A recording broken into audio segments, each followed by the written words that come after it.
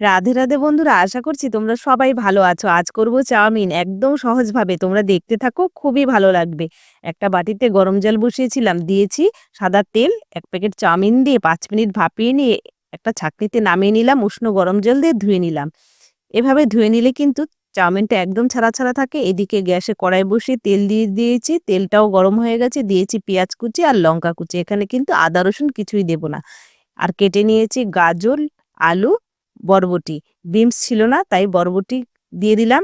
ঘরে ছিল, একটু লম্বা করে কেটে নিয়েছি। লবণ হলুদ দিয়ে ভালো করে ভেজে নিয়ে মাঝখানে, কড়াইয়ের মাঝখানে একটু ফাঁকা করে নিয়েছি। একটা ডিম ফাটিয়ে লবণ দিয়ে একটা ডিমের ঝুরি করে একসাথে সব মিশিয়ে নিলাম। দেখো এভাবে মিশিয়ে নিয়েছি। এবার দিয়ে দেবো চাউমিন। আর চাউমিনটা দেখো কত সুন্দর হয়েছে, একদম ছাড়া, ছাড়া।